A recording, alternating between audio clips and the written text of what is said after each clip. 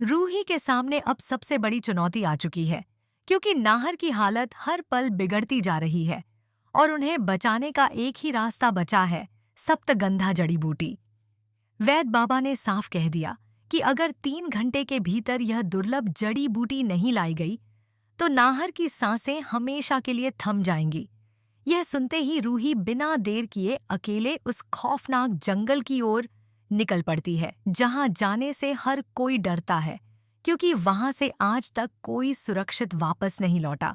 जंगल के अंदर चारों तरफ अंधेरा, अजीब आवाजें, जहरीले सांप और अनजाना खतरा उसका रास्ता रोकने की कोशिश करते हैं। कई बार रूही को महसूस होता है कि कोई उसका पीछा कर रहा है। पेड़ों के पीछे चमकती आंखें उसे घूर रही हैं, लेकिन नाहर के लिए उसका प्यार हर डर पर भारी पड़ता है और वह हिम्मत नहीं हारती। उधर बाबा की कुटिया में नाहर की हालत लगातार गंभीर होती जा रही है। वैद बाबा बार बार उनकी नब्ज देखते हैं और हर गुजरता पल सबकी चिंता बढ़ा देता है। तभी अचानक दरवाजा खुलता है और रूही अपने हाथों में सप्तगंधा जड़ी बूटी लेकर वापस पहुंच जाती है। उसे जिंदा देखकर सभी दंग रह जाते हैं, क्योंकि किसी को उम्मीद नहीं थी कि वह उस मौत वाले जंगल से लौट पाएगी। बाबा तुरंत उस जड़ी बूटी का लेप बनाकर नाहर के शरीर पर लगाना शुरू करते हैं। जैसे जैसे लेप असर दिखाता है, नाहर की बंद पड़ी सांसों में हलचल शुरू हो जाती है और सबकी उम्मीद लौट आती है। लेकिन कहानी यहीं नहीं रुकती, क्योंकि दूसरी तरफ अग्नि के हाथ एक ऐसा वीडियो लग चुका है जिसने उसकी दुनिया हिला दी है। उसे पता चल जाता है कि जिसे वह अब तक नकली समझ रही थी, वही असली नाहर है। अब अग्नि खुद अपने बिछाए जाल में फंस चुकी है। आने वाले एपिसोड में नाहर धीरे धीरे ठीक होकर रूही के साथ वापस नजर आएंगे और अग्नि की सच्चाई सबके सामने आने वाली है। सबसे बड़ा सवाल यही है कि जब असली नाहर अग्नि के सामने खड़े होंगे, तब अग्नि कौन सा नया खेल खेलेगी। नाहर के होश में आते ही सबसे पहले उनकी नजर रूही पर पड़ती है। रूही की आंखों में आंसू होते हैं, लेकिन इस बार ये डर के नहीं बल्कि खुशी के आंसू होते हैं। नाहर कमजोर आवाज में रूही का नाम लेते हैं और उसका हाथ पकड़ लेते हैं। यह पल देखकर वहां मौजूद सभी लोग भावुक हो जाते हैं, क्योंकि सभी को लगा था कि अब नाहर कभी वापस नहीं लौट पाएंगे। वैद बाबा भी हैरान रह जाते हैं कि सप्तगंधा जड़ी बूटी ने समय रहते अपना असर दिखा दिया। लेकिन तभी नाहर की नजर अचानक उस वीडियो पर पड़ती है जो अग्नि के पास पहुंचा था। वीडियो देखते ही नाहर के चेहरे का रंग बदल जाता है, क्योंकि उसमें एक ऐसा राज कैद होता है जिसे अब तक सबसे छुपाया गया था। दूसरी तरफ अग्नि बुरी तरह घबरा जाती है। उसे समझ आ जाता है कि उसका पूरा खेल अब खत्म होने वाला है। वह तुरंत अपने लोगों को बुलाकर नया प्लान बनाने लगती है, ताकि किसी भी तरह नाहर और रूही सच तक न पहुंच सके। लेकिन इस बार नाहर चुप रहने वाले नहीं होते। धीरे धीरे उनकी याददाश्त भी लौटने लगती है और उन्हें अग्नि की सारी चालें याद आने लगती हैं। वह सबके सामने कह देते हैं कि असली दुश्मन कोई और नहीं बल्कि अग्नि ही है, जिसने उन्हें रास्ते से हटाने की साजिश रची थी। यह सुनकर पूरा परिवार हैरान रह जाता है और अग्नि के चेहरे से रंग उड़ जाता है। अब अगला मोड़ और भी खतरनाक होने वाला है, क्योंकि अग्नि इतनी आसानी से हार मानने वाली नहीं है। वह आखिरी वार करने की तैयारी कर रही है, जिससे रूही और नाहर दोनों की जिंदगी फिर से खतरे में पड़ सकती है। अग्नि सबके सामने शांत शांत दिखने की कोशिश करती है, लेकिन उसके चेहरे पर डर साफ नजर आने लगता है। जैसे ही नाहर उसकी तरफ उंगली उठाकर सच बताते हैं, पूरे घर में सन्नाटा छा जाता है।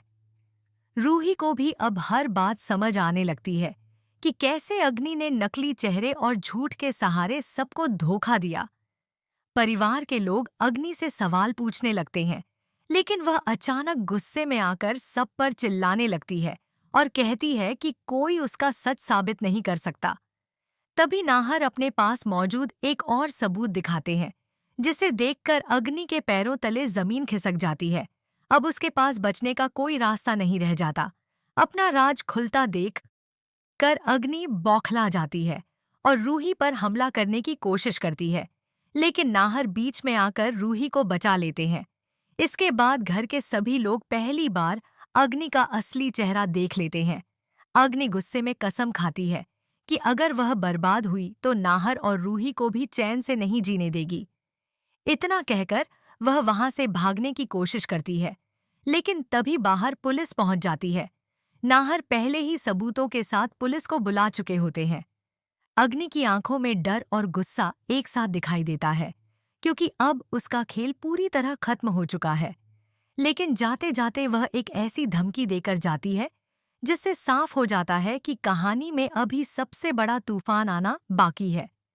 पुलिस अग्नि को पकड़कर ले जाने लगती है, लेकिन जाते जाते वह पीछे मुड़कर रूही और नाहर को घूरती है और कहती है कि यह अंत नहीं है, असली खेल अब शुरू होगा।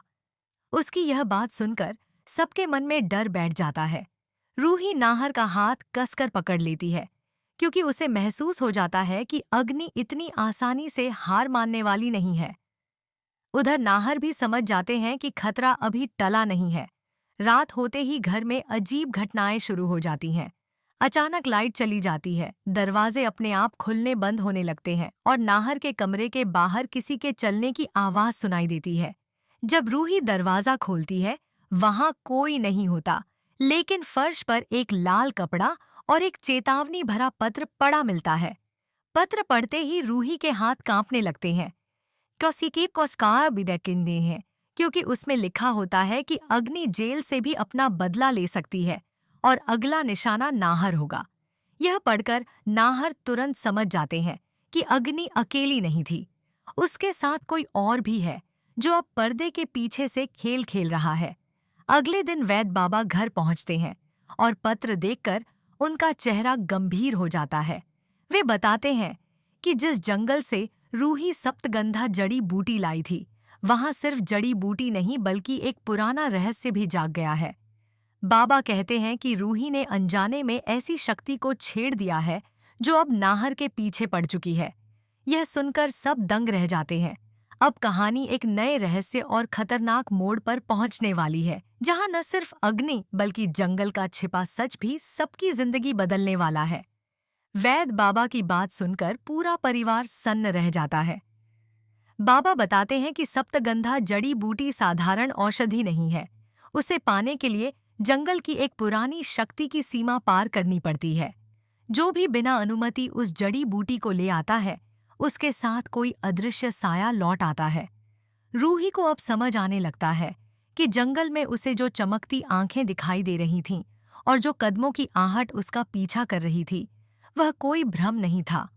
उसी रात नाहर के कमरे में अचानक तेज हवा चलने लगती है। खिड़कियां अपने आप खुल जाती हैं और कमरे में रखी चीजें गिरने लगती हैं।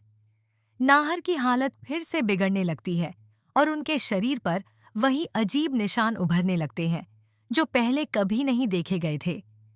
रूही डरने के बजाय सच जानने का फैसला करती है। वह वैद बाबा के साथ दोबारा उसी जंगल में जाती है ताकि उस रहस्य का सामना कर सके। जंगल के बीचों बीच पहुंचते ही उन्हें एक पुराना मंदिर दिखाई देता है जो पेड़ों और बेलों से ढका हुआ था। बाबा बताते हैं कि यही वह जगह है जहां सप्तगंधा की रक्षा करने वाली शक्ति रहती है। तभी मंदिर के अंदर से एक भारी आवाज गूंजती है और सामने एक रहस्यमयी आकृति प्रकट होती है। वह रूही को चेतावनी देती है कि नाहर को बचाने की कीमत अभी बाकी है। अगर सूर्योदय से पहले जड़ी बूटी वापस नहीं की गई तो नाहर की जान फिर खतरे में पड़ जाएगी। उधर घर में नाहर अचानक होश खो बैठते हैं और उनके मुंह से एक ऐसा नाम निकलता है जिसे सुनकर सभी चौंक जाते हैं। वह नाम अग्नि का नहीं, बल्कि किसी ऐसे व्यक्ति का था जिसे सब वर्षों पहले मर चुका मानते थे।